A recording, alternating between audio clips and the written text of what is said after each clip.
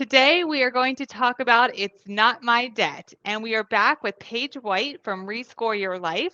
And she's going to talk to us all about how, if you have debt that's not on your credit report, what to do about it. So, welcome back, Paige. Well, thank you for having me. I appreciate you seeing you again. Yes, thanks for coming back. This is a question we get a lot about because, as you know, we pull credit reports every single day. And as you know, there's errors on credit reports. So, tell us about this and what to do and how to get this fixed. Yeah, absolutely. So exactly your topic. It's not my debt. So that can come in a lot of different packages.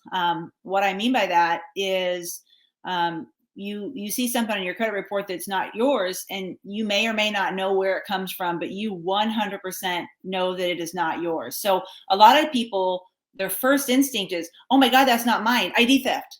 Well, Yeah. wait a second. Maybe it's not ID theft, okay? Especially if it's just one item, Hmm. um, one or two. Now, if it's across the board, yeah, you might get a little bit more panicked. But if it's just one item, it's probably cross information of some way, shape, or form. So the really important thing for anybody is to always have an active credit monitoring site. And the reason that's important is because of instances like things popping up, or to protect yourself from any type of ID theft.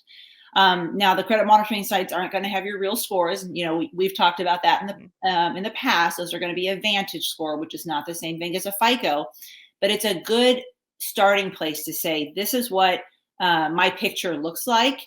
And then don't get upset or excited about the scores. Just know, hey, this is what's going on. So Okay. these credit monitoring sites, give us some of their names that you'd recommend, and do you have any idea, like, is there a fee for them? Sure. Yeah. So there's lots of them out there. For instance, a lot of people use Credit Karma, and I always tell people there's nothing wrong with Credit Karma, but they only have two of the three credit bureaus. So we always recommend having all three because things can come up on that third one that you may not see on the other two. Hmm. We use Identity Club, or pardon me, ID Club is one that we use, but there's Identity IQ, there's Smart Credit, there's tons out there. I'm happy to send you the link that we use for ID Club because it does give them a little bit of a discount. It's the one we have is $25.99 a month.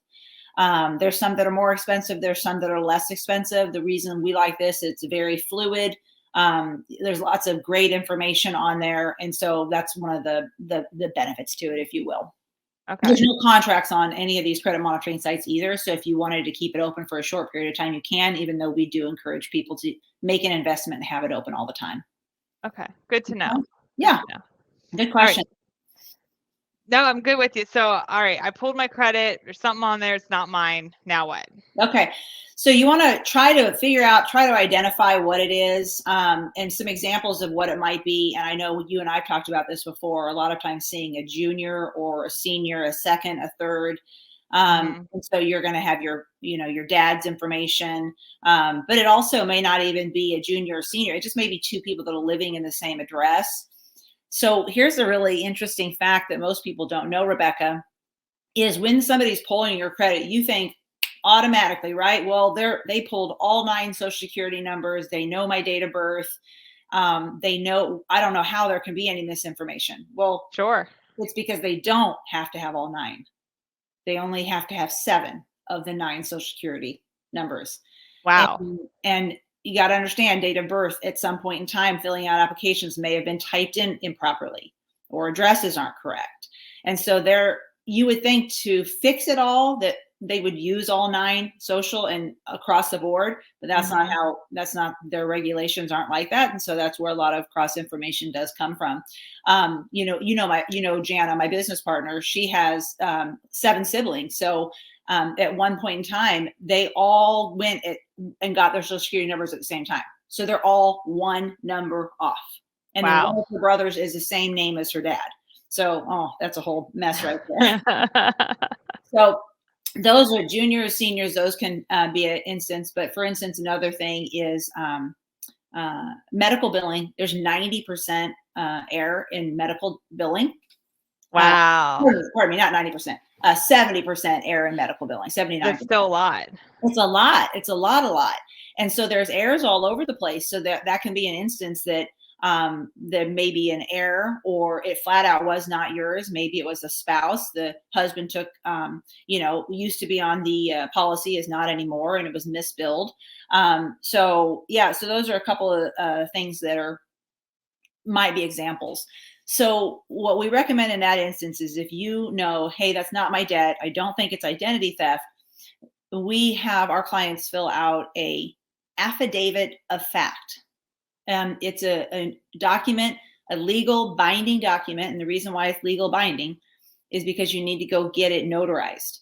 And so if you lie on it, you are actually a federal offense. It is a legal binding document. So you just have to be accurate, and don't be scared. Maybe something happens and you find out, oh crap, oh my God, I remember that was my debt. I totally forgot about it. It was from all these years ago. You're not going to jail, but just take it seriously. And that's the point behind that. And then you'll fill out a statement stating exactly what account number it is. Hi, I'm Paige White. I'm stating that this account from Capital One, account number, yada, yada, yada, is not my debt. I believe it is my father's, or whatever that looks like, but just is not my debt. You don't have to even say whose you think it is, unless you know for sure who it is. And then go get the statement notarized. And then you want to send it into the credit bureaus. It's very important that when you send it in certified mail. And you also want to do it by mail and not online, because most people don't understand or have the knowledge to know that when you dispute things online, you actually give up your rights to any type of legal action in the future against them. I can't think of the name of it. I said it earlier, but I forgot. And so you always want to do it in the mail, and you want to send a driver's license as well as a second form of ID, like a utility bill showing your address. And that should be enough to take care of it. For some reason, if it's not, of course, that's why people can hire us on our company at Rescore to be able to kind of put the little teeth into it and maybe give you a little more leverage. Awesome. All right. Well, that's great information. It's something I will definitely pass it on to our clients, because like I said, it's something we see all the time. And I think, as you said, it's super common out there with the amount of errors. I know there's a statistic, how many errors are on a credit report? It's like 79% of all credit reports have errors, and then 80% of medical billing has errors. That's crazy. And the error can be super, super simple, or it can be detrimental. But the reality is that there's certain things that are coded a certain way. And so you look at a credit report, and I know you know how to read one, but even as a mortgage lender, you may not see all the things that we see, because we're really diving into what the coding is. Yeah. And it definitely, depending on what that error is, it can affect your score, and that affects your interest rate. So you definitely want to get it taken care of. So yeah. Awesome. Well, thank you so much for joining us, Paige. All of Rescore's information is in the ticker line below. So if you have any questions for Paige, you can reach out to Paige or Rescore directly, and they can definitely help you with getting your credit report fixed for errors, or if you just need to get your credit report fixed for getting your credit score up. Or Paige, tell us some other things that Rescore does. Help me out here. Yeah, absolutely. I mean, our main goal obviously is to get people's credit scores increased through deletion of negative items. And a lot of that is because we're able to do that because we're backed by attorneys. And so we're finding errors like we talk about, and we require validation of the debt. And so we also do a lot of education. So not just are we trying to remove the negative, we're trying to teach our clients, building that strong, thick, healthy credit profile. But we have got a budget coach, we have a business credit person that can help you build your business credit. We work with a divorce coach. We help people with student loan consolidation. A lot of people don't know that. They don't know where to start. And so we have a really good company that we work together with as a program to help with that student loan consolidation. So at the end of the day, let's get your credit scores up so you can save money in life, but get you into a mortgage if that's your goal. That's awesome. And over at the Rebecca Foote team, we send our clients over to Rescore, so I can tell you we recommend them. And if you have any questions, please reach out to Paige or the Rescore team, and I know you will be taken care of. So thanks for joining us today, Paige, and we look forward to having you back. Awesome. Take care, everybody. Thank you. Thank you.